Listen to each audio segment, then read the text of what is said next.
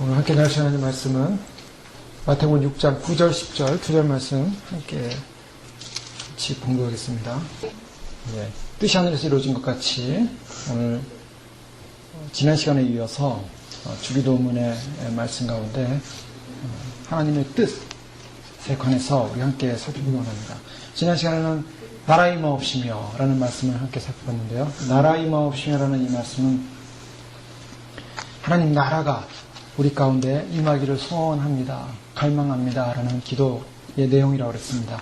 그런데 그 하나님 나라를 살펴보면서 하나님 나라는 앞으로 올 미래적 소망의 나라지만 그러나 그 나라는 이미 이 땅에 교회 안에 들어와 있다라는 것을 살펴봤습니다. 그래서 예수님을 통해서 예수님께서 바로 그 나라를 가지고 오셨습니다. 회개하라 천국이 가까웠느니라. 하나님 나라가 가까웠느니라.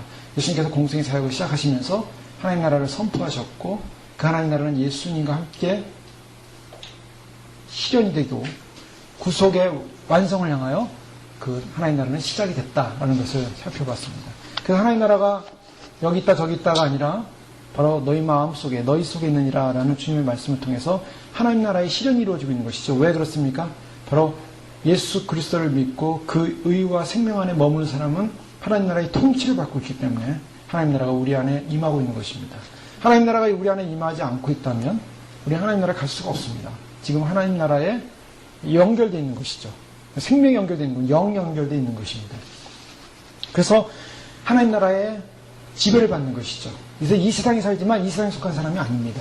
그래서 우리는 하나님 나라가 우리 안에 지금 임하고 있고 임하고 있는 것은 개인만이 임하는 것이 아니라 그 하나님 나라가 구체적으로 실현되는 과정은 바로 교회를 통해서 구약에서는 나라라는 개념이 이스라엘이라는 나라를 통해서 하나님께서 하나님 나라의 모델로 삼았는데 그 이스라엘 나라는 완벽하지 못했고 결국 하나님을 영광 돌리고 하나님의 나라를 선포해야 될 나라가 우상을 섬기고 세상을 따라가고 죄악을 행함으로 말미암아 결국 하나님께서 제거하십니다.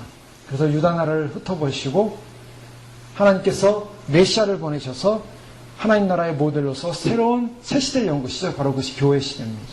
교회 시대를 통해서 하나님 나라를 증거하고 있는 거예요. 그 예수님께서 오실 때 바로 교회 시대가 시작되고 교회 시대가 시작된 것을 바라보시면서 바로 교회를 위해서 거룩한 의의 백성들이 필요했기 때문에 그 거룩한 의의 백성들은 예수 그리스도의 피를 통해서 완벽한 제사를 통해서 정결케 된 거룩케 된 그리고 죄가 씻어진 바로 사망과 저주가 사라진 백성들이 하나님 나라 들어갈 수 있기에 그 길을 여신 것입니다. 새롭고 산 길을 여셨다 그랬습니다. 그 새롭고 산 길 안에 들어온 바로 믿음의 성도들, 믿음의 백성들이 교회예요. 그 교회가 바로 하나님 나라를 보여주고 있는 것입니다. 때문에 주님께서는 그 하나님 나라를 지금 교회를 통해 실현하고 있는 것입니다. 2000년의 역사 동안에 하나님 나라를 실현해 오셨습니다. 그런데 그 하나님 나라는 완성됐는가? 아직 완성이 안 됐습니다. 하나님 나라는 예수 그리스도의 십자가 사건을 통해서 이미 승리를 했지만 그러나 아직까지 완성되지 못한 부분을 갖고 있습니다. 그래서 교회가 있지만 교회가 아직 완벽한가? 완벽한 하나님 나라인가? 그렇진 않아요. 그래서 교회가 그 완벽한 하나님 나라를 향하여 뭐 합니까? 정결케 되어지고 성숙해야 되고 성장해야 되는 것입니다. 그래서 저희가 성경 신약 복음서 및 신약 서신서의 말씀들을 보면 자라나라, 성숙하라, 변화되라, 정결하라, 거룩하라 다 그런 말씀이에요. 죄를 회개하라. 왜 그렇습니까? 하나님 나라가 완성되어지게 하기 때문에 교회를 향하여 성도를 향하여 그걸 요구하는 것입니다. 2000년 동안 또 우리 개인적으로 주님 오시기 전에 우리는 그것은 하나님 나라의 완성을 위해서 준비해야 되는 것입니다. 왜냐? 주님이 오시는 그날이 바로 역사적인 하나님 나라의 완성이 이루어지는 날이기 때문에 그 나라에 들어가야 하기 때문입니다. 들어가는데 그냥 들어가는 것이 아니라 정결하게 구별되고 준비되고 예비된 사람만 들어가는 거예요. 그래서 준비하고 예비하라는 것입니다. 준비하고 예비하지 않으면 들어갈 수가 없는 거예요. 그래서 그 거룩한 나라를 주님께서 새 예루살렘을 만들어 놓으시고 천사를 통해서 만들어 놓으시고 천국을 만들어 놓으시고 천국을 계속적으로 건설하고 계십니다. 지금 믿습니까? 천국이 건설되고 있어요. 왜요? 예수님께서 요한복음 14장에 보면 내가 너희를 위하여 처소를 예비하러 가노니 주님께서 올라가시면서 뭘 약속했냐면 처소를 너희를 위하여 예비한다. 믿는 성도가 와야 될 처소를 지금 예비하고 계신다는 거예요. 공사 중이에요 지금. 그래서 저희가 지금 하는 모든 행위들, 삶들, 믿음, 수고들, 헌신들 다 천국에서 우리를 위한 처소로서 지금 만들어지고 있는 것입니다. 많은 사람들이 천국 간증을 하면서 집들이 올라갔다 내려갔다 부서졌다 또 세워졌다 막 그러지 않습니까? 그게 사실 영계에서 일어나는 사건들이에요. 천국은 건설 중이에요. 왜요? 누구로 인해서? 저희가 주님 앞에 사는 그 삶을 통해서. 주님이 우리에게 주실 선물을, 보상의 선물을 예비하고 계시다는 겁니다. 근데 그 나라 들어가려면 준비해야 돼요. 예비해야 됩니다. 그래서 그 나라가 가까이 오기 때문에, 지금 더 가까이 왔기 때문에 더 준비하라는 것입니다. 더 예비하라는 것입니다. 하나님 나라는 부분적으로 이루어져 가고 있지만 완성이 안 됐어요. 그래서 언제 완성됩니까? 예수님 오시는 날, 예수님 재림하시는 날, 예수님 강림하시는 날, 그를 헬라어적인 용어로 파루시아라고 합니다. 재림을 파루시아라 그래요. 그런데 하나님 나라가 이미 왔습니다. 그래서 저희가 살펴본 것이 이미 왔지만 아직 오지 않은 나라, 앞으로 올 나라, 그러나 현존하고 있는 나라, 내재하고 있는 나라, 그렇지만 앞으로 우리가 가야 할 초월적인 나라, 앞으로 올 미래적인 나라, 그러나 아직 오지 않은, 그러나 지금 하나님 나라가 확장되고 퍼져나가는 점진적인 나라, 여러 가지 하나님 나라를 살펴봤습니다. 그런데 그 안에서 저희가 하나님 나라를 소망하면서 하나님 나라는 있지만, 하나님 나라가 우리 안에 형성되고 있지만, 그럼 아직 완성되지 않기 때문에 하나님 향하여 가는 이 모든 과정을 뭐라 하냐면 긴장이라고 합니다. 하나님 나라에 긴박성이 있습니다. 하나님 나라는요, 느슨하게 가는 게 아닙니다. 그냥 하나님 나라는 그냥 편안하게 가는 게 아니에요. 하나님 나라는 전쟁입니다. 전투입니다. 싸움입니다. 그래서 깨우라는 거예요. 기도하라는 것입니다. 많은 사람들이 교회 다니면서도요, 그냥 편안하게 교회 다니면 모든 것이 다 될 거라고 생각해요. 절대 편안하게 교회 다니면서는 천국 못 들어갑니다. 하나님 나라는 편안한 나라가 아니에요. 긴급한 나라입니다. 회개하라, 천국에 가까이 있는 나라. 세례 요한이 외칠 때 회개의 긴급성을 외치고 있는 거예요. 하나님 나라는 긴박성을 요청하고 있어요. 지금이 은혜 받을 만한 때예요. 지금이 구원의 날이로다. 예, 다른 날이 없다라는 거예요. 그런 하나님 나라는 긴박한 것입니다. 그래서 그 긴박성을 가지고 우리가 믿음의 영적 싸움을 싸우는 것입니다. 마귀가, 우리가 마음을 놓고 있는 사람 마귀가 공격을 하는 거예요. 여러분 일주일을 살면서 뭐 순간순간마다 얼마나 사단이 우리를 공격합니까? 특별히 주님 오심을 준비하는 사람들에게는 사단이 아주 집중적으로 공격하고 아주 사소하고 작은 것부터 시작해서 우리의 마음과 생각을 주님께 집중하지 못하게 하는 많은 공격들이 올 수가 있어요. 자, 그런 공격들을 우리가 방어하면서 우리가 그것을 세워 그 안에서 우리가 주님을 소망하면서 우리가 믿음으로 연단해가고 우리가 장성해가고 싸워나가는 것입니다. 그 싸워나가는 긴급성. 주님께서 그런 하나님 나라를 우리에게 주셨습니다. 그래서 그 하나님 나라가 임하시옵소서라고 기도하는 것은 바로 그 하나님 나라가 이제 오심으로 말미암아 주님의 영영한 의의 통치의 나라, 우리가 가야 할 나라입니다. 가야 할 우리의 본향입니다. 그래서 우리가 당연히 그 나라를 소망해야 돼요. 주님께서는 그 나라가 오도록 기도하라고 했습니다. 그래서 그 나라가 오도록 기도하는 주기도문 내용은 주님 오시어서 통치하소서, 오시옵소서예요. 하나님 나라가 임하시옵소서를 다른 말로 하면 아멘 주 예수님 오시옵소서입니다. 왜요? 예수 그리스도가 그 나라이기 때문입니다. 예수님이 오셨을 때 회개하나 천국이 가까웠느니라. 가까이 왔어요. 예수님을 보고 있어요. 지금 예수님과 만나고 있어요. 예수님을 영접하고 받아들인 사람은 그 하나님 나라로 들어가지만 예수님을 받아들이지 못한 사람은 들어가지 못하는 거예요. 그래서 예수님의 십자가 옆에 있었던 강도 중에 한 명은 그 예수님을 받아들임으로 그 나라에 들어간 것이고 받아들이지 못함으로 그 나라에 못 들어가는 것입니다. 바로 그것이 천국이에요. 그런데 오늘 말씀은 바로 뜻이 하늘에서 이루어진 것 같이 땅에서도 이루어지이다. 자, 나라에 임하옵시며 뜻이 하늘에서 이루어진 것 같이 땅에서도 이루어지이다. 여기서 이 뜻이라는 이 말씀 앞에는 당신의 뜻입니다. 여기 말씀에 다 생략이 되어 있는데요. 킹제임스 버전이나 다른 번역본을 보면 당신의 이름이, 당신의 나라가, 당신의 뜻이, 그래서 하나님의 뜻이 이루어지기 원합니다라는 고백을 하고 있습니다. 자, 주기도문의 내용 가운데 특별히 앞에 세 부분, 주님의 하나님 아버지의 이름, 그리고 아버지의 나라, 하나님의 나라, 그리고 하나님의 뜻, 이 세 가지가 다 하나님께 대한 기도입니다. 그래서 저희 기도의 내용은 당장 우리의 필요, 우리의 삶, 우리의 것을 요구하는 것이 아니라 하나님의 이름과 하나님의 나라와 하나님의 뜻에 관한 기도를 해야 한다는 것이에요. 그것이 바로 성숙한 믿음의 사람들이 해야 될 기도인 것입니다. 기도의 내용이 바로 하나님이 우선이고 하나님이 첫 번째고, 그런데 하늘에서 뜻이 이루어진 것처럼 하늘에서 뜻이 이루어졌다는 것은 무슨 말씀입니까? 지금 이 하나님의 뜻이라고 하는 것은 하나님의 이름이 거룩형을 받으시고 하나님 나라가 임한 이 두 사건의 결론입니다. 하나님 뜻이 뭔가? 하나님 뜻은 결국 하나님의 이름이 높임을 받으시고 하나님 나라가 임재한 것이 하나님의 뜻입니다.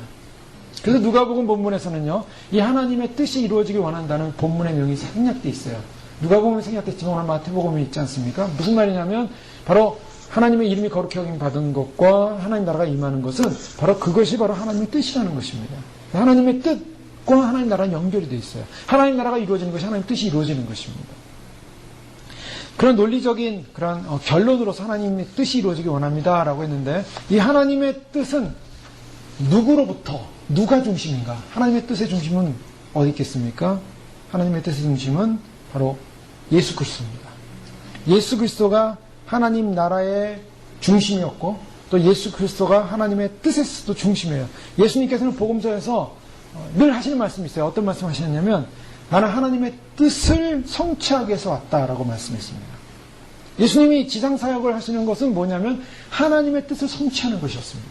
지금 예수님이 제자들에게 하나님의 뜻이 이루어지길 기도하라고 했다는 것은 뭐냐면, 바로 나를 통하여, 예수 그리스도를 통하여, 예수님을 통하여, 바로 메시아신 예수님을 통하여 예수님의 사역을 통해 하나님 뜻이 이루어지길 기도하라는 내용이었습니다. 제자들 당시에는, 우리가 성경을 볼 때는 항상 문자적 의미와 영적 의미로 봐야 되고, 또 그 시대적 상황과 그 시대적 상황에서의 해석과 현대적 상황에서 영적인 해석의 이 여러 가지 모습을 다 봐야 되는데요. 주님께서 제자들에게 직접적으로 요구한 것은 바로 예수님을 통해서 하나님 나라가 임하고 하나님의 뜻이 이루어지기를 기도하라. 요한복음 6장 34절 이하의 말씀에 보면, 특히 38절에 보면, 내가 하늘로서 내려온 것은 내 뜻을 행하려 함이 아니요 나를 보내신 이의 뜻을 행하려 함이니라. 나를 보내신 이의 뜻은 내게 주신 자 중에 내가 하나도 잃어버리지 아니하고 마지막 날에 다시 살리는 이것이니라. 내 아버지의 뜻은 아들을 보고 믿는 자마다 영생을 얻는 이것이니 마지막 날에 내가 이를 다시 살리리라 하시니라. 자, 여기서 분명히 예수님께서 하나님의 뜻에 관해서 말씀하세요. 하늘로부터 내려온 떡에 관한 말씀하시다가, 하늘로서 내려온 것은 예수님께서 하늘에 내려온 목적이 있었습니다. 내 뜻을 행하려고 내려온 것이 아니라는 거예요. 그래서 예수님께서 이 땅에 내려오신 목적이 뭡니까? 하나님의 보내신 이의 뜻을 행하려고. 하나님의 뜻을 행하려고. 하나님의 뜻을 행하는 것이 뭡니까? 첫 번째, 내게 주신 자 중에 하나도 잃어버리지 않는 것이다. 그리고 마지막 날에 살릴 것이다. 자, 구원을 위해서 오셨다는 것입니다. 주님께서 이 땅에 오신 목적, 하나님의 뜻을 행하는 것이, 하나님의 뜻을 행한다는 건 뭡니까? 바로 주님의 백성들을 살리고자, 마지막 날에 살리고자 주님께서 오셨다. 히브리서 10장 7절 9절 말씀에서도, 이에 내가 말하기를 하나님의 보시옵소서, 두루마리 책에 나를 가리켜 기록한 것과 같이 하나님의 뜻을 행하러 왔나이다. 예수님이 하나님의 뜻을 행하는 주체자이십니다. 그러니까 하나님의 뜻이 임하기 원합니다라고 제가 기도할 때, 그 하나님의 뜻을 행하시는 그 주체는 바로 예수님이십니다. 예수님이 하나님의 뜻을 행하시는 거예요. 그러니까 저희가 하나님의 뜻이 임하기를 원합니다는 예수님이 이루신 놀라운 구속의 사건, 구원의 사건의 의미를 해석을 해야 됩니다. 예수님은 어떤 하나님의 뜻을 위해서 왔는가? 그 첫 번째가 바로 아까 살펴봤던 요한복음 6장 39절이죠. 나를 보내신 이의 뜻을 행하려 함이니라. 나를 보내신 이의 뜻은 내게 주신 자 중에 내가 하나도 잃어버리지 아니하고 마지막 날에 다시 살리는 이것이니라. 마지막 날에 다시 살리는 이것이니라. 자, 이것은 종말론적이에요. 우리가 항상 성경을 볼 때 성경은 당시에 해당되는 말씀이지만 항상 성경은 예언입니다. 계시고요. 이 예언과 계시는 어디에 완성되냐면 예수님이 오신 종말론의 완성이 돼요. 항상. 그 성경을 볼 때 성경의 이 말씀은 당시에 또 현재 우리에게 적용되는 것도 있지만 종말에 완성되는 겁니다. 그 예수님께서 잃어버린 자를 당시에도 찾으셨죠. 잃어버린 자를 구원을 했습니다. 그러나 이 잃어버린 자가 언제 완전히 구원받아야 됩니까? 마지막 날에. 마지막 날에 구원이 남아있는 거예요. 그래서 육체가 죽은 분들은 육체가 부활을 해야 됩니다. 그리고 마지막 시에 산 사람은 육체가 죽지 않고 휴거가 되고, 들림받는 사람은 그 육체가 죽지 않는 영광을 얻게 되는 거예요. 그게 구원입니다. 그래서 육체도 구원을 받아야 되는 거예요. 육체가 구원을 받고 마지막 백보자 심판 이후에 새하늘과 새 땅에 들어갑니다. 요한계시록 보면 그 새하늘과 새 땅에 들어가는 사람은 어떤 사람이냐? 완전한 영생권을 받은 사람이에요. 백보자 심판에서 갈라집니다. 근데 백보자 심판이라고 하는 것은 저희가 이미 살펴봤던 것처럼 믿는 자에게는 심판, 죽음의 심판이 없습니다. 그때는 상급 심판이라고 해서 상을 받아요. 상을 받는 것 중에 결정적인 상이 뭐냐면 영원한 영생으로 들어가는 겁니다. 그러니까 백보자 심판까지는 아무도 영생에 들어가는 게 아니에요, 사실. 그 과정이 남아있는 거예요, 과정이. 백보자 심판을 거쳐야만이 모든 역사의 마지막 판결이 내려야 되는 거예요. 판결이 내려지는 날. 지금 사람들은 다 예비 불구덩이에 들어가 있는 겁니다. 예비 불구덩이. 지옥 가는 사람 다 예비 불구덩이에 들어가 있는 거예요. 그 예비 불구덩이에 들어갔던 사람들이 백보자 심판 때 다 나오게 돼 있어요. 나와서 마지막 하나님 영광, 하나님의 아무것도 없고 온 천지가 다 없어지고 오직 하나님의 거룩한 하얀 그 거룩한 하나님의 왕권 앞에 사람들은 다 서게 되는데 한마디 말도 못하고 바로 지옥불에 끌려간 사람은 그 자리에서 천사들에서 던져집니다. 그 영원한 지옥불로 들어가는 거예요. 구원받은 백성 어떻습니까? 구원받은 백성들은 거기에 보면 많은 보좌들이 있더라. 요한계시록에 나와요. 많은 보좌들이 있어요. 그 하나님 주변에 의의 보좌들이 앉아서 그 심판에 참여하는 거예요. 참여하는데 심판장으로 참여하는 것이 아니라 그 심판되는 과정을 보고 거기서 주님부터 영생권을 받는다. 자, 주님이 여기서 말씀하신 것은 뭐냐? 주님을 통해서 예수님 믿음으로 구원이 끝이 아니라 그 구원은 완성을 이루어요. 언제 완성이 이루어집니까? 그 완성은 예수님이 오시는 파루시아 때, 재림 때 완성이 이루어집니다. 1차적으로. 재림 때 완성이 이루어지고 재림 후에는 뭐가 있습니까? 주님이 다윗의 자손이 영영한 위를 가지고 통치할 것이다. 그 통치가 지상에서 이루어진다. 그것이 천년왕국입니다. 하나님의 약속의 언약의 계시의 말씀은 다 이루어집니다. 그래서 다윗의 자손으로 오신 예수님이 지상에서 왕이 되셨습니까? 안 되셨습니까? 안 되셨어요. 2000년 전에 로마 정부를 갖다 다 뒤집었고 왕권을 가지신 분이 아니셨어요. 비참하게 십자가에 돌아가셨습니다. 그런데 다시 오시는 주는 심판주로 오셔서 이 땅의 모든 인간들의 모든 정치, 경제, 문화, 인간들의 모든 우상을 다 부서뜨리고 뜨인 돌로, 그리고 그것이 하나님의 나라, 영광의 나라처럼 확 그것이 부서지면서 메시아의 왕국이 형성되어지고, 그 메시아의 왕국은 지상에서 1000년 동안 주님께서 이 땅에서 영광스러운 통치를 하십니다. 그것이 바로 나다노냐라고 그랬습니다. 나단의 신탁. 다윗의 자손에 나오는 그 아들이 통치할 것이다. 통치가 이루어지는 거예요, 실제로. 이스라엘이 그렇게 원하는, 지금 민족적 이스라엘이 그렇게 원했던 바로 메시아가 와서 통치하는 시대가 열린다는 거예요. 그것이 천년왕국의 시대요. 천년왕국의 시대가 끝나면 완전한 지상세계에서의 그 모든 통치의 기간이 끝나면서 새하늘과 새 땅이 시작되기 전 처음 하늘과 처음 땅은 없어졌더라. 백보자 심판과 더불어서 새하늘과 새 땅으로 들어가게 됩니다. 새하늘과 새 땅으로 들어가는 과정 속에는 아직 우리가 완벽하게 해석하기 어려운 부분인데요. 지구도 리모델해서 들어갈 것이다. 뭐 이런 해석을 하는 경우가 있어요. 헬라 원어적으로 보면 그런 개념이 있는데요. 그러나 전체적인 문맥상으로 보면은 리모델이 아니라 새하늘과 새 땅, 주님께서 완전히 새롭게 한 새하늘과 새 땅으로 들어갈 것으로 보여요. 왜요? 다 불로 태운다고 그랬어요. 베드로후서에는 오늘 살펴보겠지만 베드로 다 불로 태우게 간수한 바 되었다. 주님께서 물론 심판적 차원에서 불로 태운다는 개념이지만 천년왕국 이후에 그것이 새로운 새하늘과 새 땅이 종속이 될지 아니면 새로운 새하늘과 새 땅으로 해석될지는 정확하진 않아요. 헬라 언어적으로는 보완이 될 수 있는데 그러나 그 보완되는 것 가지고는 새하늘과 새 땅이라고 보기가 어렵습니다. 그래서 그것은 그때 가서 봐야 될 일이고요. 간다면 감사하고 가야 되겠죠. 저희는 반드시 그 소망을 가지고 갑니다. 중요한 것은 하나님 나라가 예수님을 통해서 한 사람도 잃어버리지 않는 것, 그것이 바로 하나님의 뜻이다 라고 말씀하셨습니다. 그러한 하나님의 뜻에 관련된 말씀이 마태복음 18장 12절 이하에 보면 예수님께서 그 하나님의 뜻을 이렇게 표현했죠. 잃어버린 양에 관한 설명을 하시면서 양 100마리가 있는데 그 중에 한 마리를 잃어버려서 그 한 마리를 찾기 위해서 99마리를 두고 그 한 마리를 기르는 양을 찾지 않겠느냐? 만일 찾으면 길을 잃지 않냐 9마리보다 이것을 더 기뻐하리라. 이와 같이 이 서자 중에 하나라도 이루어지는 것은 하늘에 계신 아버지의 뜻이 아니니라. 자, 주님께서 이 땅에 오신 이유가 아버지의 양들을 다 찾으시겠다는 것이죠. 그것이 하나님의 뜻입니다. 저희가 하나님의 뜻이 이루어지길 원합니다. 라고 기도할 때요. 주님, 선택받은 백성, 구원받아야 할 백성, 지금 그 백성이 안 돌아오고 있다면 그 잃어버린 백성이 돌아오길 원합니다. 바로 그 기도를 하는 거죠. 하나님 뜻이 이루어지기 원한다는 그 기도 속에는 지금 아직 구원받아야 될 백성이 돌아오지 못하고 있습니다.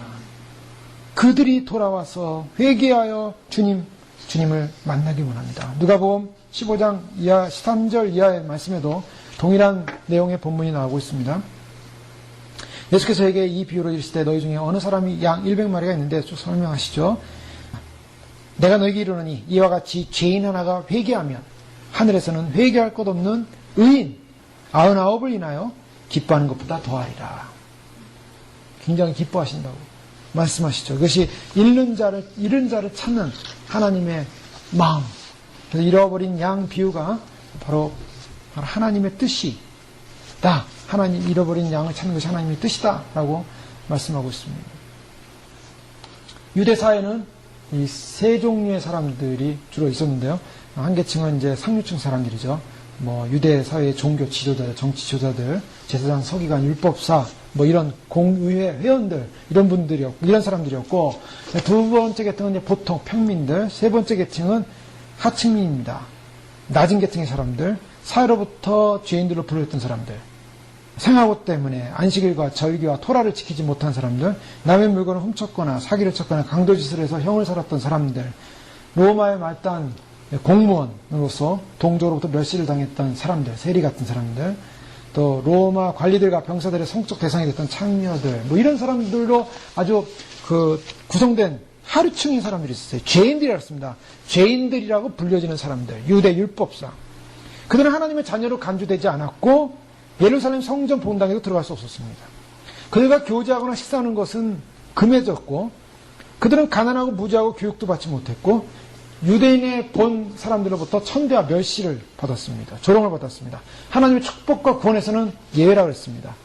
그런데 예수님께서 유달리 그 잃어버린 양들에 관한 이야기를 하실 때, 그 잃어버린 양들에 관한 비유를 하실 때 그런 사람들과 함께 했다는 거예요. 그런 사람들과 함께 어울렸다는 것입니다. 바로 그런 사람들과 어울리면서 그들에게 뭐라고 말하냐면 수고하고 무거운 짐자들아 다 내게로 오라 라고 초청하면서 탕자의 비유를 들으시면서 바로 그 탕자 비유가 탕자가 돌아온 그 사건이 아버지에게 얼마나 큰 기쁨의 사건인가를 얘기하기 시작했습니다.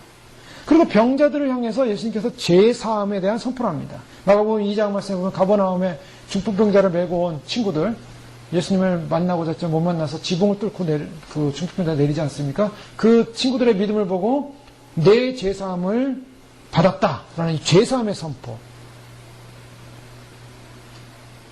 예수님께 와서 향유를 가지고 발에 부었던 그 여인을 향하여 예수님이 뭐라고 했습니까? 내 죄사함을 받았다.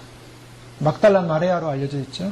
옥합 향유를 부은 여인, 7 귀신 들렸다고도 보여주고, 여러 가지 사람들이 그 여인을 정결한 여인으로 보지 않습니다. 그럼에도 불구하고 예수님에 대한 사랑을 고백했을 때 내 죄상을 받았다. 또 사람들부터 이렇게 소외받던 사람들 중에 하나였던 세리라는 사람. 이 세리라는 사람은 주님을 만나고서 완전히 인생이 바뀌었죠. 누가복음 5장 27절에 32절에 보면 그 세리 중에 대표적인 사람이 등장하고 있습니다. 레이라는 사람입니다. 레이라 하는 세리가 세간에 앉은 것을 보시고 나를 쫓으라 하시니 저가 모든 것을 버리고 일어나 쫓으니라. 이 세리는 참 대단한 사람이에요. 왜 대단한가? 예수님 나를 쫓으라 하니까 모든 걸 버리고 쫓았습니다. 자, 그거 쉽지 않죠. 왜냐하면 이 세리는 어떤 사람이냐면 재물에 대한 욕심이 많았던 사람으로 알려져 있습니다. 세리들은 당시에 유대인들이었지만 유대인이라는 선미라는 긍지를 다 버렸습니다. 그리고 자신의 욕심을 수단과 방법을 가리지 않고 채우게 한 현실주의자들이었어요. 당시 이스라엘 사회의 창녀나 죄인들처럼 아주 천대받던 변절자요, 민족 배반자들이었습니다. 그 세리가 부당하게 모은 돈, 왜 부당하게 모았냐면요, 그 로마 정부에게 바치는 세금은 일정했습니다. 일정한데 자기가 막 더 걷어가지고 많은 걸 거두면 본이 있게 되는 거예요. 그래서 나머지 일정한 거 바치고 나면 찾게 되는 거예요. 그러니까 이 세리는 소위 말해서 로마가 인정한 하나의 하급 관리였지만 그 관리라는 그걸 이용해서 민족의 앞에 참 매국노라는 그런 칭함을 받으면서 행동했던 것이죠. 여호와 신앙을 버리고 메시아에 대한 소망마저도 철저히 버렸던 사람입니다. 그런 사람이 예수님이 그런 사람을 보면서 나를 쫓으라 했더니 모든 걸 버려두고 예수님을 쫓는 사건이 일어났어요. 그리고 나서 이 레위가 어느 정도였냐면 누가복음 5장에 보면 레위가 예수를 위하여 자기 집에서 큰 잔치를 하니, 이건 비유가 아닙니다. 실제 일어난 사건이었죠. 그래서 자기 집에서 잔치를 벌였습니다. 세리와 다른 많은 사람이 함께 아니에요. 다른 친구 세리들도 왔어요. 그러니 유대인들이 볼 때 참 이거는 하층민 중에 천민 중에 어떻게 저런 자들과 함께 예수님이 어울리나, 거기에 대한 비난할 수밖에 없었던 것이죠. 바리새인과 저희 서기관들이 그 제자들을 비방하여 그러되 너희가 어찌하여 세리와 증인과 함께 먹고 마시느냐. 자, 잃어버린 양을 향한 하나님의 뜻을 행하는 것 가운데 주님이 주로 관심을 가졌던 것은 바로 이렇게 하층민들, 버려졌던 사람들, 그리고 멸시받던 사람들에 대한 특별한 사랑과 관심을 가졌던 것은 가지시고 그들을 향해 갑니다. 그러면서 예수님 하신 말씀이 유명한 말씀이죠. 그들을 향하여, 제자를 향하여 비난하니까 예수께서 대표해 가라사대 건강한 자에게는 의인이 쓸데없고 병든 자에게라 쓸데있나니 내가 의인을 부르러 온 것이 아니요 죄인을 불러 회개시키러 왔노라. 바로 주님이 하나님 뜻을 행하기 위해서 이 땅에 오셨다. 잃어버린 자를 찾는 것이 하나님의 뜻이다 라고 하시면서 주님이 결국 병든 자를 부르러 오셨다고 말씀하고 있습니다. 근데 병든 자가 회개한 거예요. 회개한 사건. 바로 이 레이라는 사람. 레이라는 사람이 바로 알페오의 아들로 알려져 있던 마태라는 인물입니다. 마태복음을 기록한 사도예요. 사도 마태. 근데 마태를 갖다가 사람들이 사도라는 말을 잘 안 붙여요. 마태는 마태 자신을 주로 뭐로 붙입니까? 앞에 세리 마태라고 붙여요. 마태는 세리 출신이지만 사도였어요. 그래서 그가 쓴 이 하나님 나라 복음, 유대인 출신이에요. 그래서 마태복음은 왕의 복음이라 그래요. 사자의 복음이라 그래요.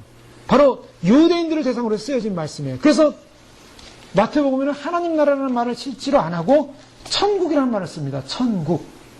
왜냐하면 유대인들을 대상으로 썼기 때문에. 유대인들은 하나님 나라 개념보다는 천국 개념, 그냥 천국의 하늘나라가 바로 하나님 나라예요.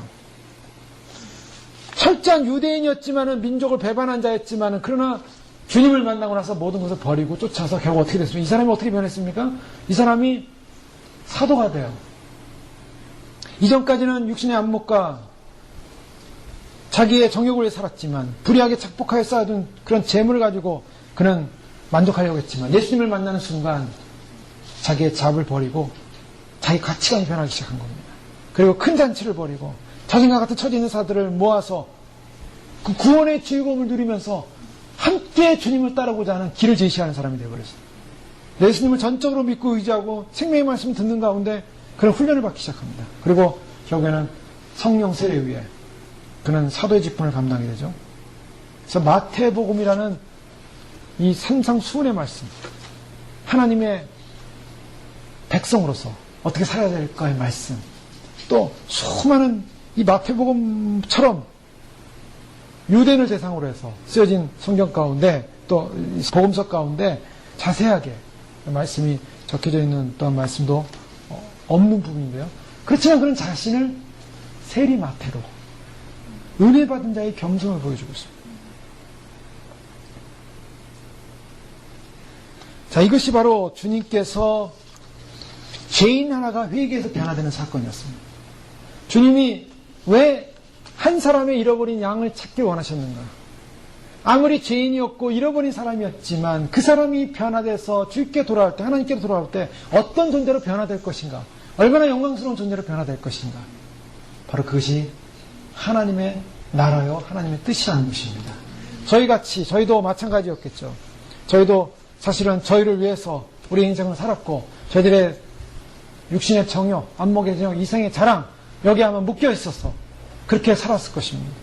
그러나 주님을 만나고 나서, 주님을 제대로 만나고 나서, 주님 앞에서 거듭남으로, 회개함으로 진정한 삶의 가치가 이 땅에 있는 것이 아니라 바로 예수 그리스도에 있다는 것을 고백하기 시작하고, 고백함으로 말미암아 우리 삶의 가치생활이 바뀌는 것입니다. 그러면서 정말 이 땅 가운데 우리가 추구해야 될 것이 뭔가, 추구의 대상이 뭔가, 바로 저희들을 변화시키셔서 주님께서 거룩한 하나님 나라의 친백성 삼으시고 저희를 변화시키셔서 예수 그리스도의 신부 삼기어요. 표현이 신부죠. 예수님의 신부 된다는 것이 저희가 예수님의 인격과 예수님의 모든 것을 닮아가야 되는 것입니다. 근데 저희가 가만히 보니까 얼마나 그 기준이 높고 얼마나 그 기준이 힘든가. 점도 흠도 티도 없어야 되는데 점도 흠도 티가 없는가. 근데 성경은 명령하고 있어요. 말씀하고 있어요. 점도 없이 흠도 없이 주 앞에 서라고. 자, 주님께서 요구하시는 요구가 부당한 요구가 아닙니다. 왜요? 주님 나라 가면은 당연히 주님의 성품과 주님의 그러한 그 거룩한 나라의 백성으로서의 존재만이 아니라 바로 주님의 신부로서, 주님의 거룩한 신부로서 존재해야 되기 때문에. 바로 그 신부가 누군가? 신부가 휴거자입니다. 휴거자가 신부예요. 그에 많은 사람들이 휴거자가 적다고 해서 미리 포기하는 분들이 많은 것 같지 않습니까? 미리 포기하려고 그래요. 신부는 얼마 안 돼. 사람들이 다 그래요. 그럼 얼마 안 되면 어떻게 할 겁니까? 포기할 겁니까? 그 얼마 안 되는데 들어가야 됩니다, 저희는. 들어가야 돼요. 그 얼마라는 것은요, 저희들의 관점이에요. 아무도 몰라요. 신부가 반이 될지 아무도 몰라요. 그러나 중요한 것은 주님이 신부, 휴거자는 반이다. 10분의 1이다. 3분의, 저는 10분의 1, 1000년매로 보는데요. 그러나 사실은 그것은 성경적 관점에서 우리가 해석을 할 뿐이지, 휴거는 하나님의 주권입니다. 생명의 주권이에요. 그래서 탐라이 같은 미국에 오랫동안 이 종말론을 이렇게 알린 그런 목사님 계세요. 그분은 거듭난 사람, 즉 예수님을 정말 제대로 믿은 사람은 교회는 다 들림받을 것으로 봐요. 근데 저희가 성경을 봐도 그건 아닌 것 같아요. 그건 아니에요.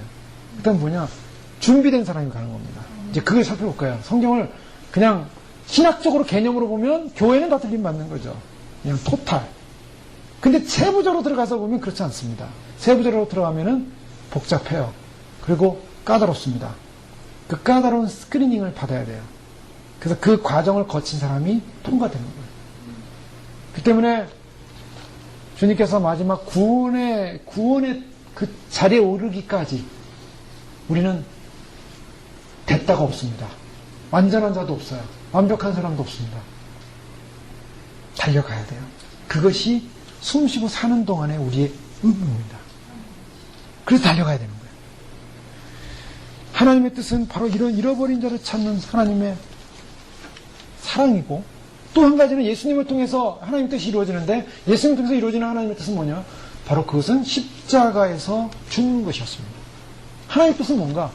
예수님이 십자가에 돌아가시는 것, 이것이 하나님의 뜻이에요. 마가복음 10장 36절에 보면 예수님께서 이렇게 기도하십니다. 가라사대 아버지여, 아버지께는 모든 것이 가능하오니 이 잔을 내게서 옮기시옵소서. 그러나 나의 원대로 마옵시고 아버지의 원대로 하옵소서. 아버지의 원대로, 아버지의 뜻대로. 그게 뭡니까? 잔을 마셔야 되는 거예요. 십자가입니다.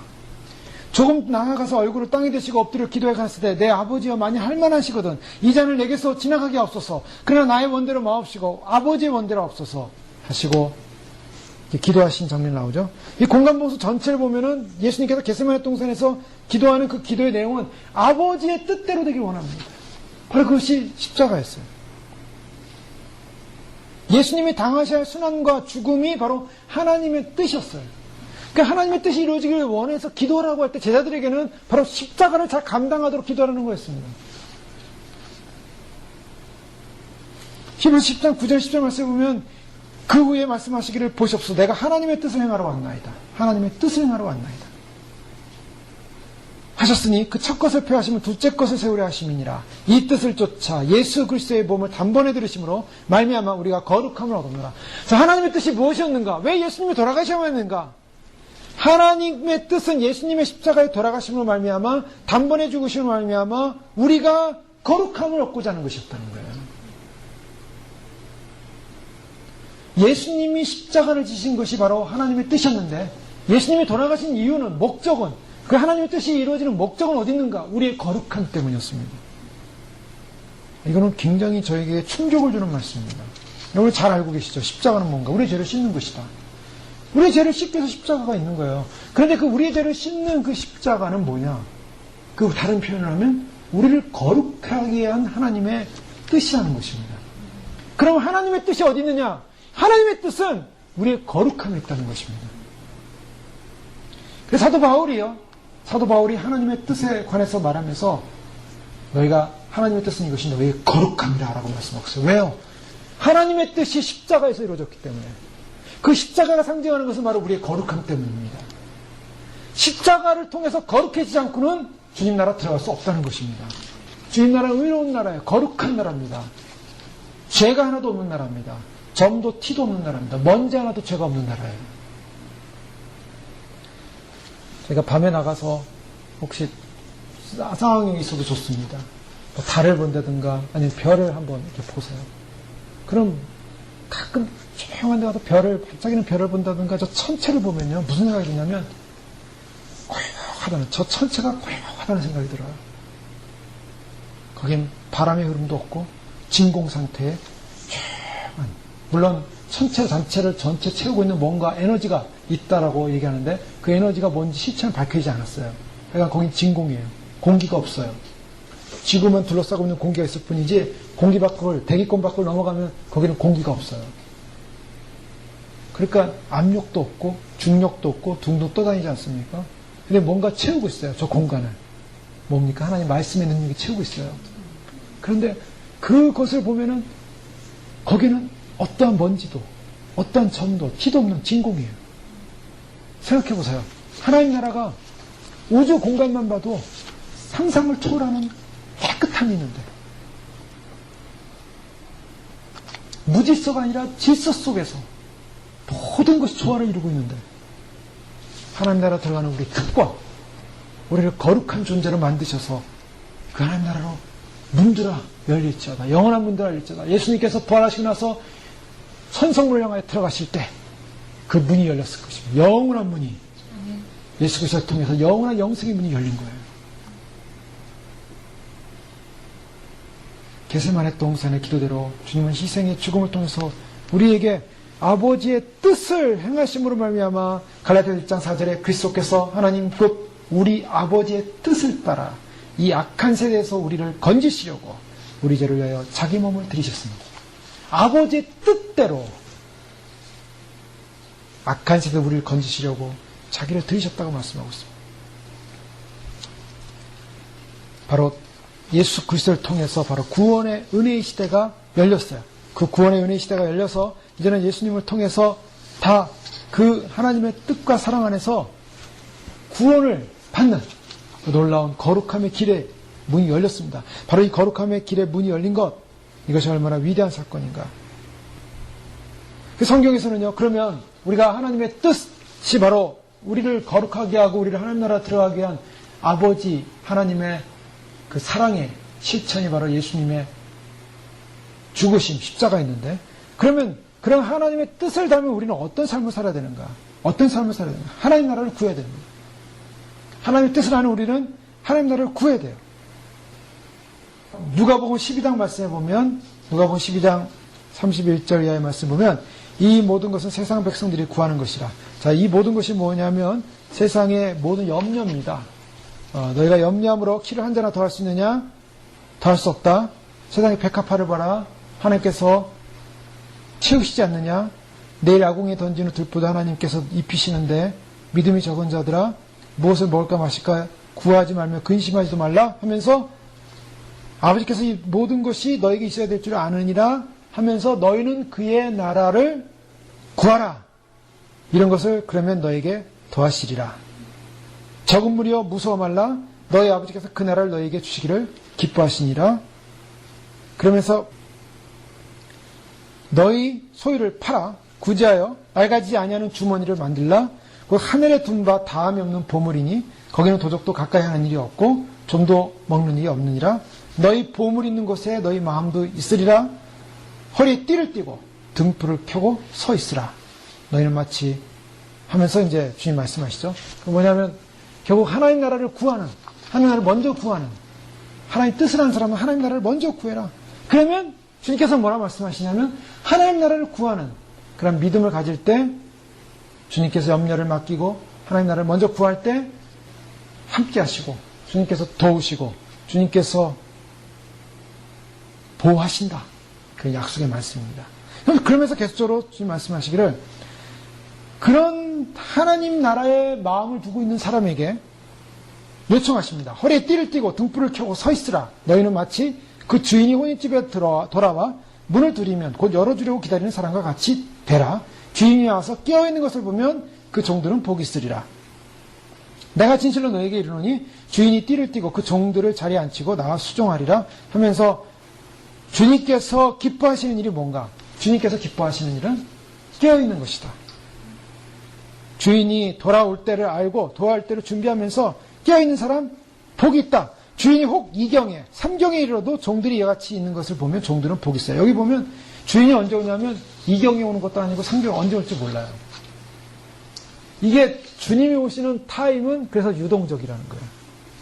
이게 비밀입니다. 성경에는 주님 오시는 타임을 알려놓지 않아요. 정확하게. 그날과 그 시는 아무도 모르느니라. 자, 요 그날과 그 시. 이것이 바로 성경에서 보여주는 유동성이에요. 우리는 이때쯤 올 거라고 생각했는데 안 오실 수 있어요. 너희가 생각지 않을 때 온다. 그러니까 사람들이 다 생각할 때는 안 올 확률이 제일 높습니다. 생각하지 못할 때 온다. 그러니까 이게 어려운 거예요. 마지막 길을 가는 것이 어려운 부분이 바로 여기 있어요. 그래서 긴장이 있는 겁니다. 그러나 이제 저희가 여러 시대 상황과 환경을 통해서 알 수 있죠. 그러나 주님이 명령하시는 것은 뭡니까? 깨어있으랍니다. 이게 이제 가장 핵심이에요. 신앙에서 가장 중요한 건 깨어있으라. 깨어있는 자만이 주님을 맞이한다는 거예요. 이거를 붙잡아야 돼요. 깨어있는 자만이 주님을 맞이하는데 그 시점은 주님의 주권이에요. 2경 있지 3경 있지 모른다는 거예요. 그렇지만 깨어있는 자만이 맞이한다는 거예요. 그래서 그러므로 너희도 예비하고 있으라. 생각지 않을 때 인자가 오리라. 중요한 건 생각지 않을 때 오신다는 거예요. 자, 여기서 이제 저희가 영적인 긴장이 끝까지 가야 한다는 걸 말씀하고 있죠. 베드로가 여쭤되 주께서 이 비유를 우리에게 하심이니까 모든 사람에게 하십니까? 그때 주께서 가르쳤을 때 지혜 있고 진실한 청지기가 되어 주인에게 그 집 종들을 맡아 때를 따라 양식을 나눠줄 자가 누구냐? 주인이 이를 때 그 종이 그렇게 하는 것을 보면 그 종이 복이 있으리로다. 내가 참으로 너에게 이르노니 주인이 그 모든 소유를 저에게 맡기리라. 자, 주님께서 지금 무엇을 말씀하시냐면 재물로 인해 염려하고 걱정하고 이런 모든 인생 속에 먼저 그의 나라와 그 의를 구하라 하시면서 결국에는 그 나라와 그 의가 뭡니까? 그 나라가 뭡니까? 결국 그 나라는 건 이 땅의 나라가 아니라 다시 오실 주님의 나라. 우리가 가야 영광스러운 나라. 그 땅을 예비하면서 그 나라를 예비하면서 깨어있는 존재. 깨어서 진실한 청지가 돼서 집 종들을 맡아 때를 따라 양식을 나눠주며 되면 주님께서 그 모든 소유를 저에게 맡길 것이다. 그러면서 만일 그 종이 마음에 생각하기를 주인이 더디오리라 하여 노비를 때리며 먹고 마시고 취하여 이렇게 되면 생각지 않은 날에 알지 못하는 시간에 그 종의 주인이 이르러 어미 때리고 신실치 아니한 자의 받는 율에 처하겠는데 주인의 뜻을 알고도 예비치 아니하고 그 뜻대로 행치 아니하는 자는 종은 많이 맞을 것이요 알지 못하고 맞을 일을 행한 종은 적게 맞으리라. 어쨌든 심판받는다는 거예요. 주인이 더디오리라. 자, 하나님의 뜻은 무엇입니까? 하나님의 뜻은요, 결국에는 종말론적인 삶이라는 것이. 하나님의 뜻은 어디 있냐면 우리가 종말론적으로 깨어서 준비하는 것이 하나님의 뜻이다. 구원은 어디인가? 구원의 완성은 아까 말씀드린 것처럼 예수님이 우리를 거룩하게 하셔서 뭐 하시려고요? 하나님 나라 들어가게 하시려고 하신 겁니다. 하나님 나라 들어가게 하려는 그 계획을 갖고 있는 주님께서 종말론적으로 하나님 나라 들어가기 위해서는 어떻게 되냐면 우리로 하여금 깨어있을 것을 말씀하고 있어요. 그리고 진실한 청지기, 정직한 청지기가 되라. 그래서 하나님 뜻이 이루어지는 삶은 종말론적 주님의 때에 맞는 삶을 주님 앞에 사는 것이다. 바로 이것이 이제 하나님 뜻 앞에서 우리의 삶을 살아야 되는 것인데요. 하나님의 뜻이 이 땅 가운데 이루어지는 여러 가지 가운데 또 로마서 12장 12절 말씀에 보면 너희는 이 세대를 본받지 말고 오직 마음을 새롭게 함으로 변화를 받아 하나님의 선하시고 기뻐하시고 온전하신 뜻이 무엇인지 분별하도록 하라. 하나님의 뜻이 무엇인지 분별하도록 하라. 자, 여기서 하나님의 뜻을 분별하려면 어떻게 해야 됩니까? 조건이 마음을 새롭게 함으로 변화를 받아야 됩니다. 하나님 뜻을 아는 방법이 뭐냐? 쉽게 말하면 하나님 뜻을 아는 방법은 변화되어야 된다는 거예요. 거듭나야 된다는 것입니다. 거듭나야 하나님 뜻을 알아요. 하나님께서 뭘 원하시는가? 이 시대에 뭘 원하시는가? 저희가 이 세대를 본받지 말라 그랬습니다. 이 세대를 본받으면 뭘 본받을 겁니까? 이 땅을 본받지 않으면 뭘 본받아야겠어요? 하나님 나라를 본받아야 됩니다. 하나님 나라를 본받기 위해서는 반드시 변화돼야 돼요. 새롭게 함으로, 마음을 새롭게 함으로 변화, 거듭나야 됩니다. 변화를 변화가 돼요. 거듭나져야 돼요. 그래서 변화를 받는 사람, 거듭나진 사람은 하나님 뜻이 무언가를 분별하게 됩니다. 하나님 뜻이 무엇입니까? 아까 말씀드린 것처럼 데살로니가전서 4장 3절에 보면 하나님 뜻은 이것이니 너의 거룩함이라. 그러면서 데살로니가전서 쭉 나오면서 마지막 나팔 얘기를 하고 있어요. 거룩함과 구원이 연결되어 있어요. 데살로니가전서 5장 16절 이하의 말씀 보면 하나님 뜻이 어디 있는가? 그런 소망을 가진 사람에게 항상 기뻐하라, 쉬지 말고 기도하라, 범사에 감사하라. 어떤 사람이 하나님 뜻을 행하게 됩니까? 항상 기뻐하는 사람, 쉬지 말고 기도하는 사람, 범사에 감사하는 사람. 자, 이 시대를 본받지 않고 믿음으로 사는 사람, 하나님 나라를 소망하는 사람은 항상 주님 안에서 오래 참고 기뻐할 수 있고 또 쉬지 않고 기도할 수 있고 감사할 수 있습니다. 그것을 이루는 것이 하나님의 뜻을 이루는 거예요. 어떤 사람은 그래요. 하나님 뜻이 뭔지 모르겠다고. 죄를 많이 짓고 있어요. 죄를 지은 삶을 포기하지 않고 있어요. 그런데 하나님 뜻이 뭔지 모르겠다고. 주님의 뜻이, 나를 향한 주님의 뜻이 뭔지 모르겠다고. 모를 게 없습니다. 하나님의 뜻은 네가 짓는 죄를 끊으라는 거예요. 복잡하게 생각할 거 없어요. 사람들이 그래요. 하나님 뜻이 나에게 뭘 원하는지 모르겠다고. 간단합니다. 욕심을 버리랍니다. 하나님 뜻이 뭔지 모르겠다고. 이 세상을 본받지 말랍니다. 하나님 뜻이 뭔지 모르겠다고. 육신의 정욕을 버리라는 겁니다. 안목의 정욕, 이생의 자랑 버리라는 거예요. 내가 뭔가 이 세상에 묶여있는데, 세상에 묶여있고 세상을 즐거워했고 세상 속에 마음의 관심과 생각이 다 가 있는데 하나님 뜻이 뭔지를 모르는 거예요.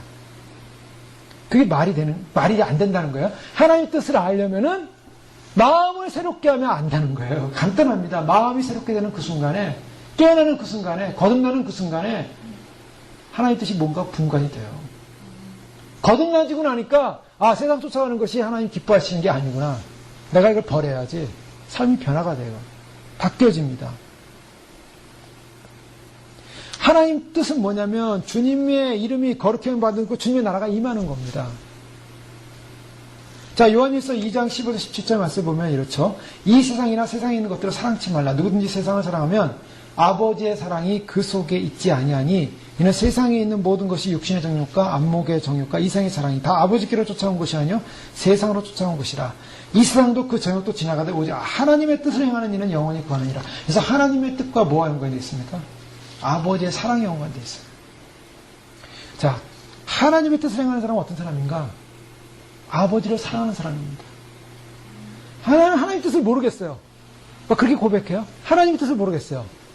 근데 하나님 뜻을 모르겠다고 하는 사람은 하나님을 사랑하는가? 하나님을 정말 사랑한다면 하나님 뜻을 알게 됩니다. 하나님을 안 사랑하기 때문에 모르는 거예요. 이 간단하게 성경에 다 답이 나와 있어요. 하나님 뜻이 내가 여기를 해야 되는 거, 이걸 해야 되는가, 이거 결정해야 이거 뭐 하나님 뜻이 뭔지 모르겠다. 하나님께서 그걸 자세히 알려주지 않습니다. 아버지를 사랑하면, 자, 아버지를 사랑하는 사람은 어떤 사람입니까? 육신의 정욕에 묶여있지 않습니다. 안목의 정욕에 묶여있지 않습니다. 이생의 자랑에 묶여있지 않습니다. 이런 게 묶여있지 않은 사람, 아버지를 사랑하는 사람은 하나님 뜻을 아는 거예요. 내가 무엇을 결정할 때도 이게 안목의 정욕에 걸리거나 육신의 정욕에 걸리거나 이생의 자랑에 걸린다면 그걸 피하면 되는 거예요. 하나님이 뭘 기뻐하실까? 하나님이 원하시는 것이 뭘까? 자, 하나님께서 이 마지막 때 저희들 알고 그런 하나님 앞에서 말씀대로 정말 하나님 뜻을 행하기 원하시는데 그 하나님 뜻대로 사는 것이 바로 무엇인가? 변화되는 삶입니다. 마음을 새롭게 변화시키는 것, 그리고 이 세상에 속하지 않는 것, 육신의 정욕에 속하지 않은 것, 안목의 정욕에 속하지 않은 것, 이게 다 하나님 뜻을 구하는 거예요. 예수님께서 우리를 위하여 십자가에 돌아가신 그 사건, 우리를 거룩하게 해서 돌아가신 그 사건이 하나님 뜻이었는데 그 하나님 뜻이 우리 가운데 거룩함으로 실현되는 과정은 우리가 그 하나님의 뜻 안에서 주님을 사랑해야 되고 세상 것을 버려야 되고 그리고 거룩함에 이르는 것입니다. 그 하나님의 뜻이 거기 분명히 나와 있어요. 그리고 믿음 안에 말씀 안에 진리 안에서 오래 참음으로 인내해야 됩니다. 그리고 인내함으로 기뻐해야 돼요. 인내하는 사람이 기뻐할 수 있습니다. 인내하는 사람이 기도할 수 있습니다. 인내하는 사람이 감사할 수 있어요. 자, 인내가 포기되는 순간 어떻습니까? 우리의 고집을 인해서 오래 참지 못함으로 인해서 생기는 수많은 기쁨이 사라져버립니다. 오래 참지 못함으로 생기는 수많은 기도가 사라져버립니다. 오래 참지 못함으로 생기는 감사가 사라져버려요. 오래 참을 수 있는 사람이 기뻐할 수 있고 기도할 수 있고 감사할 수 있어요. 그게 신앙의 승리입니다. 주님 오실 때 우리가 해야 될 일이 있다면 인내해야 될 일이 필요해요. 반드시 인내로서 우리가 정절을 지켜야 되고 또 이런 말씀에 하나님 뜻을 행하는 삶을 통해서 하나님 앞에서 절제된 아름다운 열매를 드려야 됩니다. 자, 주님 오신다는 사람들이 막 흥분했습니다. 주님 오시니까 내가 주님 맞이해야지. 주님 오시니까 내가 이제 주님 맞이해. 그러면 주님 맞이하러 가면은 뭘 맞이할 겁니까? 주님이 주님 앞에 갔어요. 주님 앞에 갔는데 그럼 주님을 만났어요. 그 다음 뭡니까? 아이고 주님 보고 싶었습니다 하고 엎드려서 절만할 겁니까? 주님이 요구하세요. 주님을 만나는 신부들에게 요구할 겁니다. 날 위해 가져온 것이 뭐냐? 뭘 가져와야 되겠습니까? 신부가 가져가야 될 것. 신부의 지참금은 아니고요. 성령의 열매입니다. 주님이 열매를 찾으신다 그랬어요. 그 열매 찾는데요. 여러 가지 나의 업적, 나의 공로, 나의 자랑.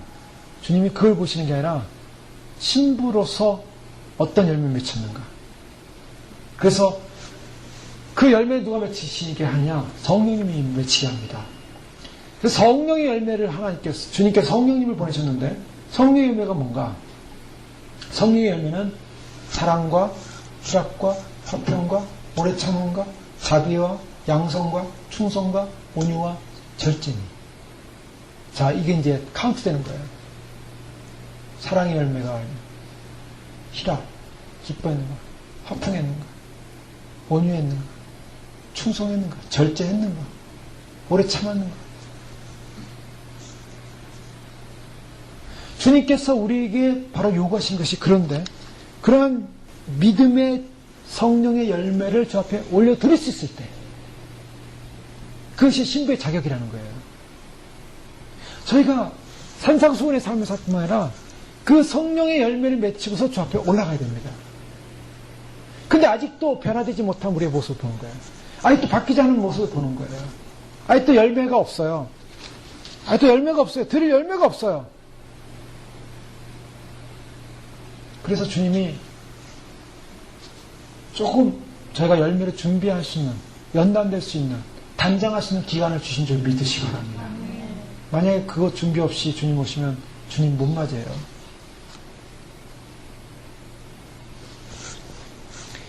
그 베드로 후서 3장 말씀 잠깐 보시겠습니다. 베드로 3장 말씀. 베드로 3장 말씀 굉장히 중요한 말씀인데 오늘 베드로서 3장 말씀을 전체 보고 마치겠습니다. 좀 시간이 갖긴 했는데요. 베드로 3장 말씀 함께 쭉 같이 보시면서 따라가시면 좋을 것 같아요. 사랑하는 자들아, 내가 이제 이 둘째 편지를 너에게 쓰노니 이 두 편지로 너희의 진실한 마음을 일깨워 생각나게 하여. 여기서 이제 베드로 사도가 베드로 후서를 쓰면서 마음을 일깨워 생각나게 한다 그랬습니다. 일깨운다는 무슨 말입니까? 깨어나랍니다. 깨어나라. 지금 깨어나라고 하는 거예요. 마지막 때 하나님의 나라에 관한 굉장히 중요한 말씀입니다. 2절 말씀이 꼭 거룩한 선지자들이 예언한 말씀과 주 대신 구주께서 너희의 사도들로 말미암아 명하신 것을 기억하게 하라 하느라. 자, 지금 선지자들의 예언과 사도들로 말미암아 명하신 것을 기억하게 하는데요. 이 사도들은 누구를 포함합니까? 12사도 외 바울 포함합니다. 15절 말씀 보면 사랑하는 형제 바울도 그 받은 지혜대로 너에게 이같이 썼다. 바울 얘기를 하고 있어요. 자, 사도들과 바울이 말한 것을 가지고 깨우려고 한다는 거예요. 베드로가 깨우는 겁니다. 깨어나셔야 됩니다. 먼저 이것을 알지니 말세에 조롱하는 자들이 와서 자기의 정욕을 따라 행하며 조롱하여 이르되 주께서 강림하신다는 약속이 어디 있느냐? 조상들이 전으로부터 만물이 처음 창조될 때와 같이 그냥 있다 하니. 자, 말세에 조롱하는 자들이 온다는 거예요. 그 희롱하는 자들은 뭐냐? 자기 정욕대로 행해서 창조 때부터 지금까지 변함이 없다 이거예요. 그래서 창조 때부터 변함이 없기 때문에 주님이 오신다는 약속이 어디냐? 강림하신다는 약속이 어디 있느냐? 즉 주님이 뭐 오신다고 하긴 뭘 오신다고 하냐라고 이렇게 얘기한다는 거예요. 그래서 이는 하늘이 옛적부터 땅이 물에서 나와 물로 성립된 하나님의 말씀이 된 것을 일부러 잊으람이라. 자, 5절 말씀에 보면 일부러 하나님의 창조조차도 잊어버리고 6절에 보면 이로 말미암아 그때 세상은 물이 넘침으로 멸망했을 때 노아의 홍수 심판 사건마저도 이들은 거절합니다. 별로 잊으려는 거예요. 노아의 심판이 있었다. 주님 오실 때 노아의 홍수대와 같다라고 했는데 그 노아의 홍수대와 같다라는 그 말의 심판 사건도 잊어버리려고 하는 거예요. 심판이 온다는 것도. 이제 하늘과 땅은 그 동일한 말씀을 불사르기 위하여 보호된 바 되어 경건하지 아니한 사람들의 심판과 멸망의 날까지 보존하여 두신 거라. 지금 이제 하늘과 땅이 보존해야 되는데 심판과 멸망, 불로 심판하고 멸망의 날까지 보존해 줬는데 8절 말씀은 뭐 사랑하는 자들아 죽게는 하루가 천년 같고 천년이 하루 같다는 것을 향하여 잊지 말라. 그 다음에 9절 말씀 보십시오. 주의 약속은 어떤 이들이 더디다고 생각하는 것 같이 더딘 것이 아니라 오직 주께서 너희를 대하여 오래 참으사 아무도 멸망하지 않냐고 회개하기 이르기를 원하십니다. 자, 이것이 바로 이제 결정적인 메시지입니다. 자, 사람들이 그래요. 주님이 더디 오시는 게 아니냐. 빨리 오시면 어떡할 건데요? 빨리 오시면 주님 맞이할 수 있습니까?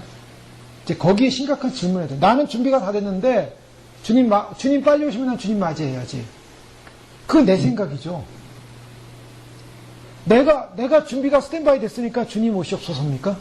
언제 주님께서 스탠바이 됐다고 인정해 주셨습니까? 지금 베드로 사도는 그걸 분명히 말하고 있는 거예요. 어떤 사람은 어떤 이들은 더디다고 생각하는 것 같이 더딘 것이 아니라 오직 주께서는 지금 주님이 안 오시는 결정적인 이유를 말하고 있어요. 너희를 다하여 오래 참으사 아무도 멸망하지 아니하고 다 회개하기를 이루기를 원하신다. 주님이 지금 우리에게 휴고를 일으킬 시간 우리가 소망하는데요. 주님을 소망합니다. 근데 주님 오시는 이 소망하는 시간이 우리가 생각하는 것보다 늦어진다고 생각할 수도 있겠죠. 또 빨라진다고 생각할 수도 있어요. 근데 여러 상황 속에서 우리가 생각하는 것보다 늦게 간다고 생각할 수도 있어요. 근데 결코 늦은 것이 아니라는 겁니다.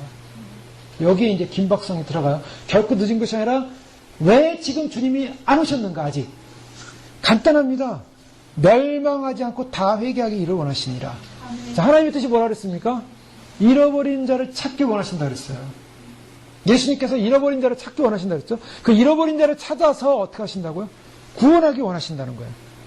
지금 주님이 더디 오신다. 뭡니까? 나 때문에 더디 올 수 있어요? 또 한 가지 이유가 있다면 뭡니까? 다 회개하기를 원하신다. 선택받은 백성. 주님이 늦게 오시는 것이 아니라 참고 계신다는 겁니다. 간단합니다. 주님이 참고 계신다는 거예요. 마지막 구원의 기회가 뭡니까? 지금 그럼 결론적으로 마지막 구원의 기회는 주님이 오신과 뭐와 연관이 되어 있습니까? 지금 베드로 사도는요. 주님 오실 때 주님 강림과 사건과 연관해서 뭐랑 연관하냐면 주님과 회개를 연관시키고 있습니다. 이게 굉장히 중요한 원리예요. 주님과 회개. 주님을 맞이해야 될 사람들이 지금 해야 될 일이 있다면 회개하기에 이르길 원하시니라. 회개하기에 이르길 원하시는데 회개와 주님과 연관이 됐어요. 이제 그 다음에 보시면 12절 하나님의 날이 임하기를 바라보고 간절히 사모하라. 이제 중요한 거는요. 뭘 회개해야 되냐면 하나님의 날이 임하기를 사모하지 못한 걸 회개해야 된다는 거예요. 자, 일단 주님 오심을 준비하는 백성들에게는 주님 오심을 사모하죠. 그러나 아직까지 주님 오심을 준비하지 못하고 사모하지 못한 사람은 그걸 회개한다는 거예요. 제가 이런 말씀 많이 들었어요. 예수님의 오심을 사모하지 않는 사람들은 들림받지 못한다고. 많은 사람들이 신앙생활 열심히 해요. 많은 사람들이 교회생활 열심히 해요. 제가 아는 우리가 기도를 후원하는 많은 선교사님들이나 또 제가 아는 선교사님들도 열심히 선교하려고 노력해요. 열심히 봉사합니다. 교회에서 봉사하고 또 친구 목회자들 보면 열심히 목회합니다. 그 사람들은 어떻게 되겠습니까? 정말 죄송한 얘기인데 제 생각에는 주님 오실 때 들림받지 못할 확률이 높아요. 왜요? 사모하지 않기 때문이에요. 이게 이제 가장 어려운 부분입니다. 왜요? 안 깨어났기 때문이에요. 그들은 스스로 깨어났다고 열심히 주를 위해 하잖아요. 주를 위해 봉사하잖아요. 주를 위해 열심히 봉사합니다. 예배드립니다. 찬송도 합니다. 말씀도 전합니다. 기도도 합니다. 선교도 합니다. 전도도 합니다. 주님이 근데 지금 기뻐하지 않으실 수 있다는 거예요.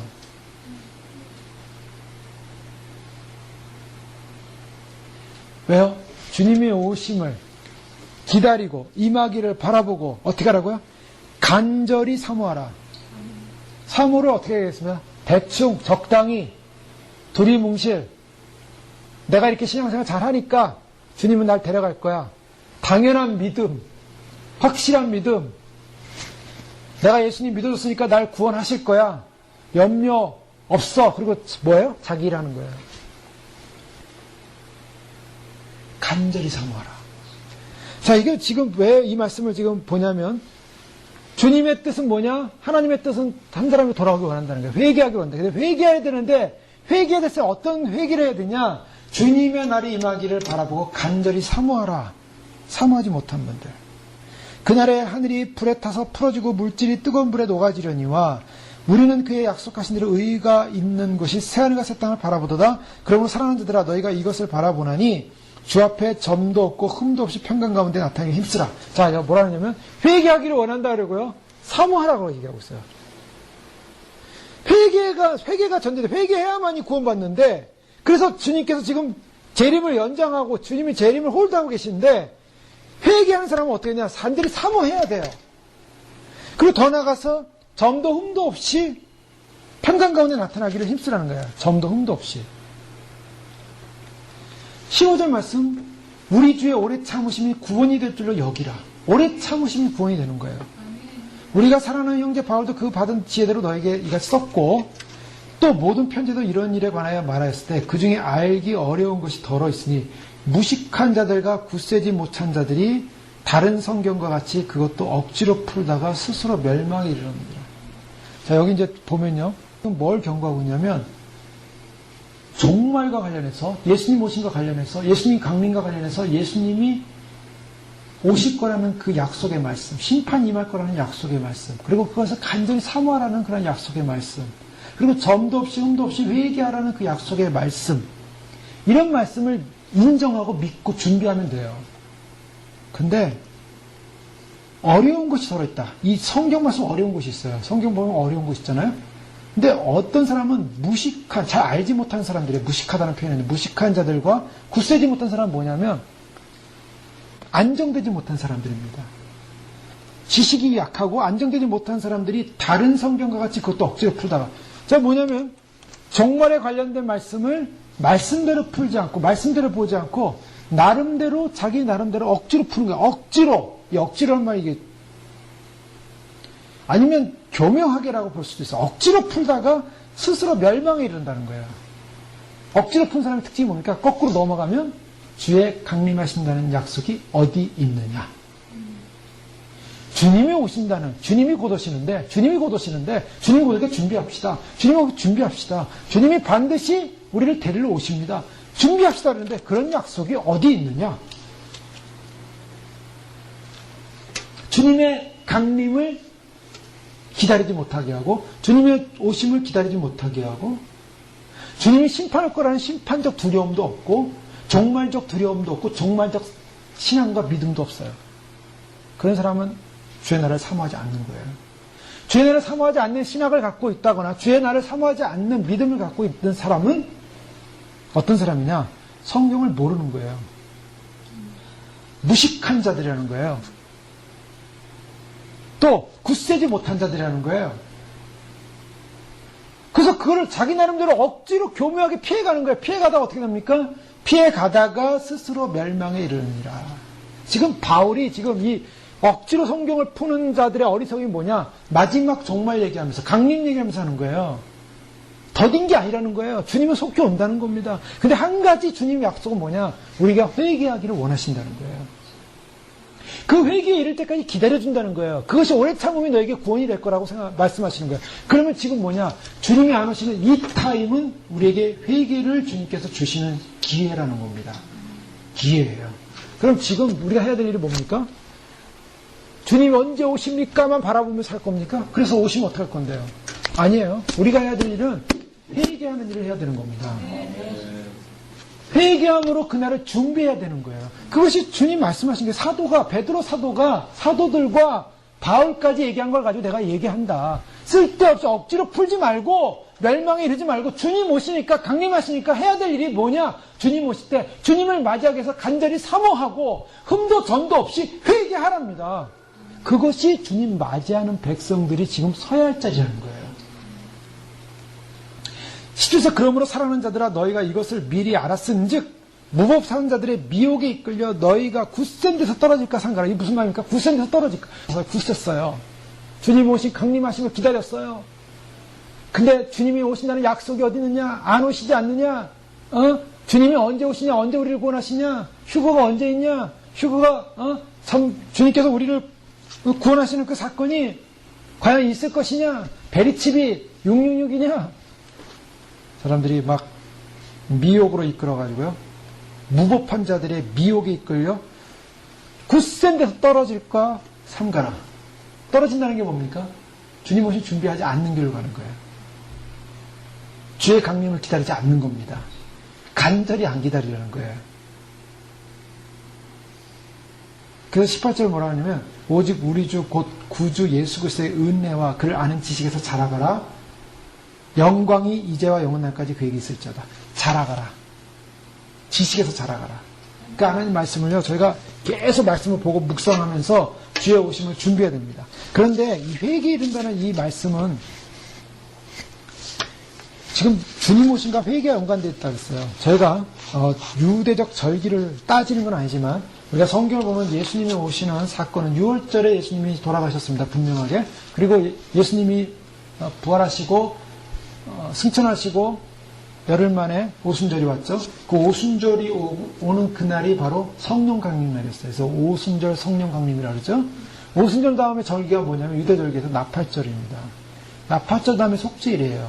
근데 나팔절은 뭐냐면 나팔절은 유대절기에서 이날은 로시 하샤나 그래가지고요. 새해를 말해요. 새해. 새해인데 7월 1일 우리 양력으로 보면 7월 1일입니다. 7월 1일인데 이 7월 1일이 새해가 시작될 때는 바로 새해가 시작되는 그 순간에 뭐가 일어나냐면 나팔이 불려져요. 그 나팔이 불려지는 바로 그때 그 나팔이 불려지는데 그 나팔 양각나팔이라는 쇼파라는 그 나팔이 불려지는 건 그때 이제 새해가 시작이 되는데요. 그 새해가 시작되기 전에 이 유대인들이 뭐라고 하냐면 회개를 합니다. 회개를 해요. 그래서 새해가 시작되는 그 시점에 회개를 하면서 화개를 하고 있다가 나팔이 울리는 거야. 어느 시점에 쇼파라는 나팔이 울리면은 새해가 시작되는 거예요. 그리고 10일이 지나면 열흘이 지나면은 바로 대속죄일입니다. 대속죄일이 있기 때문에 왜 회개를 하냐? 10일 동안 이들은 새해가 시작되면서 회개를 하는 거예요. 회개를 하면서 10일 동안 다음에 새해가 시작되고 10일 후에는 대속죄. 자신들의 모든 죄가 씻김받기를 위한 속죄인데 그거는 유대적으로 볼 때 심판일을 말해요. 자, 여기서 이제 굉장히 그 중요한 하나의 모티브가 있는데 휴거는 언제 일어날 것인가? 휴거는 나팔절에 일어날 것으로 보는 분들이 많이 있어요. 우리가 분명한 것은 왜냐하면 이 나팔절이라는 개념을 갖고 있는 이유는 나팔이 불릴 때, 유대력에서 나팔이 불리는 날은 바로 새해 첫날입니다. 새해 첫날 나팔이 울리는데 그 나팔이 바로 양각나팔이에요. 쇼펠은 양각나팔이 울리는데 이 쇼펠 양각나팔이 모이는 날은 이스라엘이 모이는 날이요. 왕의 대관식이 있는 날이고 부활이 있는 날로 믿고 있고 그 다음에 심판이 있는 날로 믿고 있습니다. 그 다음에 나팔이 불리고 세상이 창조된 날이고 메시아의 결혼식이 있는 날로 믿고 있어요. 그리고 이날은 마지막 나팔이 불려지는 날. 그런데 재밌는 것은 바로 새해 첫날 나팔이 불려질 때 그것이 새해 첫날이 우리처럼 시계가 딱딱딱 가가지고 딱 하는 게 아니라 그 랍비들이 유대 랍비들이 봅니다. 초승달이 첫 해가 시작하고 양력으로 첫 해죠. 1월부터 시작해서 7월까지 7개월이 지난 다음에 초승달이 처음에 나타날 때 초승달이 나타나는 그때가 바로 새해 첫날이에요. 그러니까 이 유대인들은 뭘 보냐면 천문을 보고서 새해 날이 시작되는 걸 본 거예요. 근데 그걸 증명하기 위해서 몇 사람이 같이 보는데 날씨가 흐리면 그 다음날로 넘어갑니다. 그래서 이틀 안에 초승달이 보일 때까지 기다려서 초승달이 보이는 날 양각나팔이 불려지는 거예요. 그러니까 양각나팔이 불려지는 시점을 이스라엘도 아무도 몰라요. 서로 서서 요날 우리가 12월 31일 내려면 0시 1월 1일 0시 이날이 아니라 초승달이 보일 때 양각나팔이 불리는 거예요. 언제 불릴지 몰라요. 그걸 보고 결정하는 사람의 결정이 달려있어요. 그 날과 그 시를 모른다라는 개념 속에는 바로 그런 뉘앙스가 들어가 있어요. 정확하게 주님은 유대적 상황에서 나팔이 불린 날과 시는 그 시점은 알고 그 어느 정도의 상황은 알고 있지만 정확하게 언제 불릴지 모른다는 거예요. 아무도 모른다. 그러나 그것은 선택하는 분의 결정이에요. 그래서 중요한 것은 나팔이 울릴 때, 마지막 나팔이 울리는 메시아의 결혼식이 있다라고 그들이 믿고 있는 바로 그 나팔절, 새해 첫날에 울리는데, 예수님께서 6월절에 어린 양으로 6월절날 돌아가신 그분이 바로 이스라엘의 새해 첫날, 이스라엘 백성들을 모으는 날, 왕의 대관식이 있는 날, 바로 그날로 알려지는 나팔절에 쇼페를 하는 양각 나팔이 울려질 때, 양각 나팔이 울려지는 그 시기 일어날 때, 근데 그때 뭐가 일어나냐? 그 전에 이스라엘 백성들은 유대인들을 회개한다는 거예요. 왜요? 대심판일이 오기 때문에. 그 대심판을 위해서 회개하고 있습니다. 근데 새해는 시작되는 거예요. 자, 여기 이제 비밀이 있을 수가 있어요. 유대인들은 회개하기 시작하죠. 믿는 우리도 회개하는 겁니다. 회개함으로써 소위 말해서 회개가 주님을 맞이하는 길이라는 거예요. 지금 베드로 사도는요, 주의 강림에 관한 말씀을 하면서 주의 강림을 맞이할 백성들이 해야 될 일이 있다면 정도 없이 흠도 없이 회개하라는 겁니다. 회개에 이르도록. 그것이 바로 주님 앞에 돌아오는 길이요, 주님을 맞이하는 길이다 라는 것을 말씀하고 있습니다. 이 시간 기도할 때 주님 그렇습니다. 우리가 일깨워져서 주님 나라의 임하옵시고 그 다음에 주의 뜻이 하늘에서 이루어지고 땅에서 이루어지이다, 하나님 나라의 뜻이 이루어진다는 이 말씀 속에는 바로 주님이 한 명도 잃어버리지 않고자 하는 주님의 생명 구원의 약속이 있고, 더 나아가서 십자가에 돌아가셔서 우리를 거룩해 하고자 하는 그 주님의 하나님의 뜻을 행하신 바로 하나님의 뜻이 있는데, 그 바로 하나님의 뜻을 행하신 그 하나님의 뜻 안에서 주님께서 바로 마지막에 우리를 회개케 하셔서 거룩케 하셔서 정결케 하셔서 우리를 구원하고자 하는 하나님의 놀라운 계획이 있음을 살펴보았습니다. 주님 이 시간 기도할 때 그렇습니다. 참으로 우리가 회개하지 못한 부분 회개하게 하시고, 주님 오시는 그 시점이 가까우고 있는데 우리가 이제 해야 될 일이 있다면 주님 날마다 회개의 열매를 맺히고, 참으로 우리 안에 맺히지 못한 인내의 싸움 속에 성령의 열매와 거룩의 열매와 또한 주님 앞에 드려야 될 귀한 믿음의 열매를 드리지 못한 것을 저 앞에 준비하면서 회개하면서 주님 주 앞에 믿음의 싸움에 승리할 수 있는, 그래서 주님의 신부로서 단장되어져서 주 앞에 나아갈 수 있는 거룩함의 열매를 허락하여 주시옵소서. 기도하겠습니다. 하나님 정결케 하시고 거룩케 하시고 성결케 하시고 주를 맞이하시기 부족함이 없도록 아버지 저희를 이끌어 주시옵소서. 아버지 하나님 참으로 주 앞에 열매 맺게 하여 아버지 하나님 참으로 준비되어지게 하시고, 열매 맺게 하여 주 앞에 달려갈 수 있게 도와주시고, 열매 맺게 하여 주 앞에 설 수 있도록 하나님 저희를 이끌어 주시고 인도하여 주시옵소서. 아버지 하나님 참으로 저희의 영혼이 일어나기 원합니다. 저희의 심령이 깨어나기 원합니다. 저희 삶이 아버지 하나님 주 앞에 더